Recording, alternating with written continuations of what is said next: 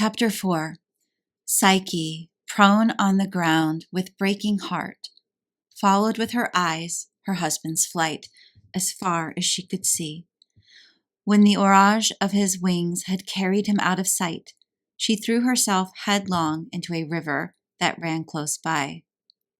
But the merciful stream, in honor of the god who could inflame even the waters, and also through fear of his vengeance, caught her up in the lap of a gentle wave and threw her unharmed on its grass-grown bank.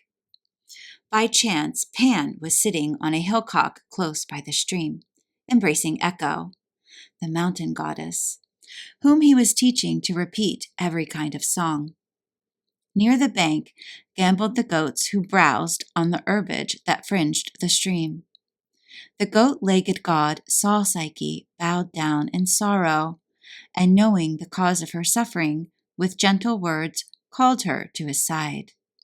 Poor child, although I am but uncouth and clownish, age has brought me much knowledge.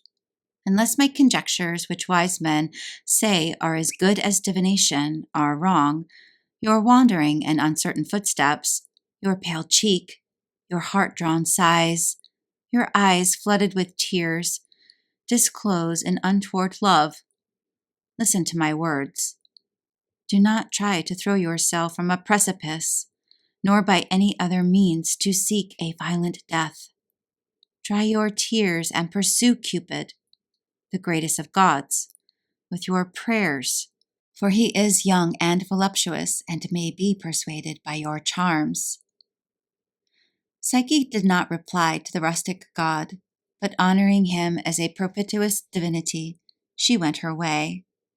Footsore and weary, she wandered for some time until, after having gone along an unknown path, she came to the city over which reigned the husband of one of her sisters. As soon as she discovered where she was, Psyche made known her presence to her sister. After they had met and had embraced, the sister began to ask Psyche the reason of her coming, who said, "You remember you persuaded me that a monster, assuming the name of my husband, slept by my side, and that I ought to kill him with my knife before he swallowed me up in his gluttonous maw. But when, having taken your advice, I first looked on his face by the aid of the guilty lamp, I saw a sight marvelous and divine, the son of Venus. Yes, I tell you, it was he, Cupid, lying in sweet, quiet sleep. Excited by the beauty of the spectacle and filled with desire, I could not contain my tumultuous passion. By a cursed chance, the lamp let fall a drop of burning oil on his shoulder. The pain woke him up immediately, and he saw me armed with sword and fire. 'How hideous,' said he, 'is your crime! Leave at once my couch. I cast you off forever, and I will join myself in marriage with your sister.' And he called you by your name. He then gave an order to Zephyr to carry me outside the boundaries of the palace." Psyche had scarcely finished speaking when the sister, filled with jealousy and tormented by a criminal desire, hoodwinked her husband with a lying tale that she had just heard the death of her parents, took ship immediately, and made haste to the mountain crag. Although another wind was blowing, blinded by her impatience, she called out, "Receive me, Cupid, a spouse who is worthy of you, and Zephyr, catch up your mistress." Then she leapt far into the abyss, but even her body could not reach the desired valley, for the jagged rocks caught and broke her limbs to pieces. She met the fate she deserved, for her scattered limbs and entrails were devoured by the birds and beasts of prey. Nor did the punishment of the second sister linger on its way, for Psyche, beginning again her wanderings, came to another city where the other sister lived.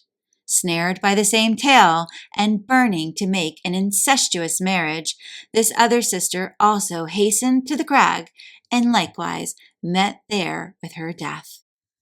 While Psyche, in her unflagging search for Cupid, was wandering all over the world.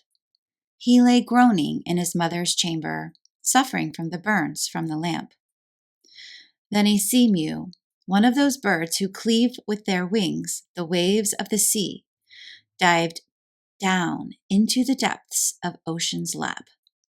He alighted near the spot where lovely Venus was bathing, and told her how her son was suffering from a grievous burn, and lay on her bed, his recovery doubtful.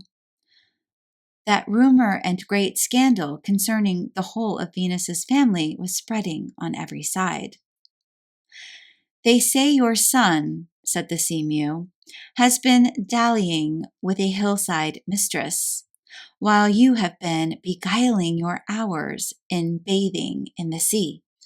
Hence there has been no more love or pleasure or charm. Nothing has gone smoothly, but all things have been rough and rude. There have been no weddings, no dear friendships, no love for children, but all has been anarchy and the draught from unholy unions." These words the garrulous and tail-bearing bird poured into Venus's ear, stirring up her anger against her son. Venus, filled with anger, cried out, "What, has my good son already found a mistress? Tell me, you who alone serve me faithfully, what is the name of the woman who has beguiled my innocent and beardless boy? Is it one of the nymphs? One of the hours? One of the band of muses? Or one of the graces who wait upon me?" The chattering bird could not keep silent. "I don't know, mistress," he said, "but I believe it is a maid that he sighs for, and if I remember rightly, her name is Psyche." Then Venus, mad with anger, called out, "What, he loves this Psyche, the rival of my beauty, the stealer of my name? Did the boy take me for a bawd who showed him the girl for him to enjoy?" With these angry words she rose quickly out of the sea and straightway sought her golden chamber. And there, as she had heard, she found her wounded son. Standing on the threshold, she cried out, "Here is a fine behavior which will brighten the renown of our family and of your reputation, that you should spurn her commands, who is not only your mother, but also your queen. What means it that, instead of racking my enemy on the cross of a squalid love, you, a mere boy, should indulge in the embraces of a licentious and immature passion, and think that I would countenance my rival being made my daughter-in-law? Do you think, you little monster, that you are safe to be always my only son, and that I am past the age of childbearing? I would have you know that I will have another son, better behaved than you, or at any rate, so that you may feel more deeply the weight of my anger, I will adopt one of my pages. To him will I give the wings, the torch, the bow, even the arrows, and all the equipment, which is mine, and which was entrusted to you for uses far other than those which you have put them. You never would bend to the instructions of your good parents, but from your earliest infancy you were untoward and petulant in your actions. How often you would beat irreverently your elders! Every day you would tear the clothes off my back, you little wretch, and 1,000 times you have struck me. And now you defy my authority, as if I were a helpless widow. Nor do you even fear your stepfather, that brave and mighty fighter. On the contrary, you have been in the habit of procuring girls for him, to my great torment. But now I will make you pay the penalty for your misdeeds, and you shall taste the bitterness of your marriage. What have I done that I should be made a laughing-stock? Where can I hide myself? How can I punish this little serpent? Must I seek the help of my enemy sobriety? whom I have so often offended in order to satisfy this boy's fantasies. Must I consult that awkward clown of a woman? I shudder at the thought. But from wherever it comes, I must not disdain help in my search for revenge. Yes, I must seek her out forthwith, for no one else will chastise this young knave so severely. She will unstrap his quiver, blunt his arrows, cut his bowstring, quench his torch, and as for his body, she will keep that in check by stern means. I will think my injuries atoned for when she has cut off his hair, those golden curls with which I have so often played. When she has clipped those wings which have been dewed with the nectar from my breast. When she had finished, she rushed in a fury out of the house. There she was joined by Ceres and Juno, who inquired why her face was so flushed, why her strewn frown and flashing of her beautiful eyes. "You come at an opportune moment," said Venus.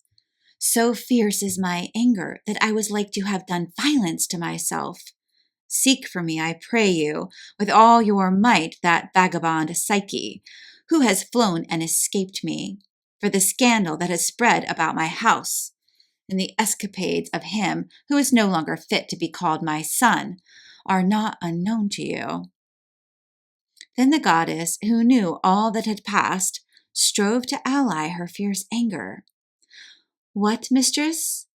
Are your son's misdeeds so great that you strive with all your might against his desires, and even would destroy her whom he loves? Is it, pray, such a fearful crime to make eyes at a pretty girl? Do you not know he is now a sturdy youth? Or have you forgotten the tale of his years? Because he carries his years so lightly, does he still seem to you a boy? You are his mother, and moreover a sensible woman. Do you intend always to keep so nice an eye on your son's gallantries, to rebuke him for his lapses from virtue, to enchain his desires, and to condemn when you found in your son the arts and charms that all have learned from you? What god, what mortal would put up with you, sowing desires in all men, while wishing to restrain the play of passion in your own household, and to close the workshop of woman's transgressions? Thus, wishing to keep in his favor, they defended the absent Cupid, whose arrows they so greatly feared. But Venus, incensed at the injuries that she had received, being treated with ridicule, turned her back on them, and with quickened pace made for the sea.